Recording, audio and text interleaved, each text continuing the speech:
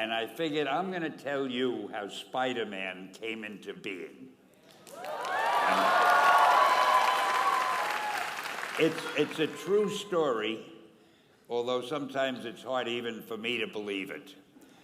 But we had already done the Fantastic Four and I think maybe the X-Men. I can't remember the order, but my publisher came to me and he said, Stan, I want you to come up with another superhero. So I said, okay, went home, and when my publisher said do something, I'd better do it because I wanted to keep my job. I thought, what can I come up with now? And the most important thing in a superhero at first is the superpower. Once you get that, everything else comes along. So I thought, what power will I give a new guy? And I saw a fly crawling on the wall. And I said, hey, if I could get a superhero that could stick to walls and crawl on them, man, that would be cool. And no, I'm lying to you.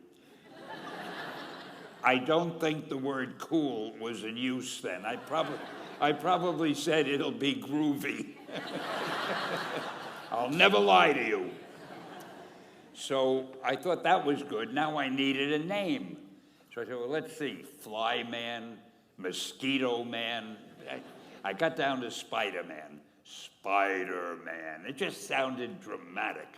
So, okay, I had my hero, I had his power, his name, and then I figured just for fun, I'm going to give him personal problems, because except for you people who that your lives are perfect, but most other people have personal problems. And then I thought I'd make him a teenager, because there were no teenage superheroes that I knew of at the time. So armed with all that wonderful material, those great ideas, I ran into my publisher's office and I told him. This was my reaction, the reaction he gave me.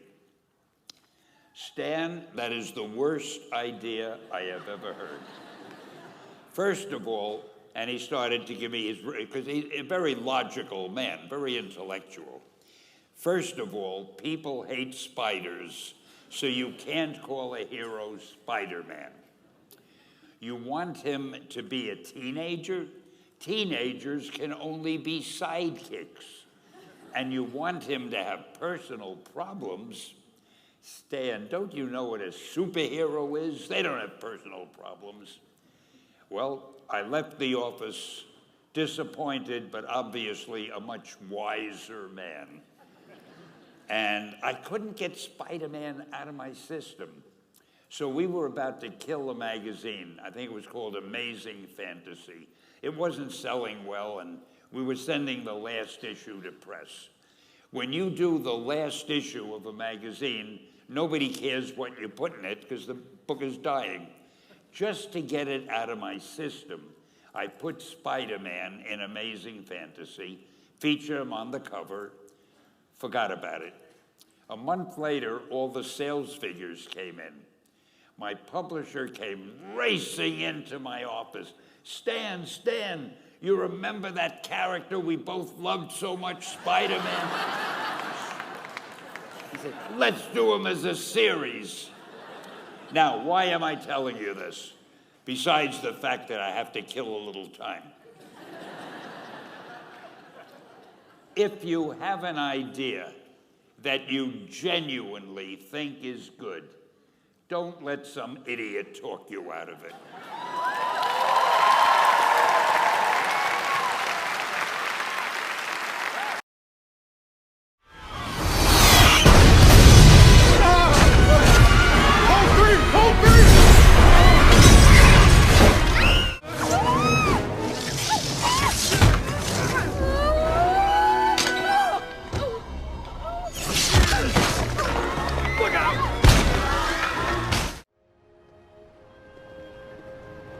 You know, I guess one person can make a difference.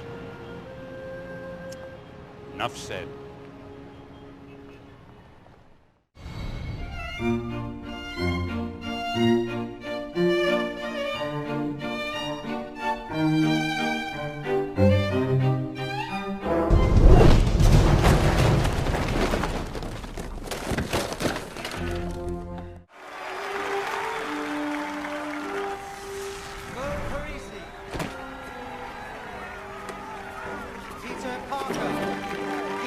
think I know that guy. Come on, let's go.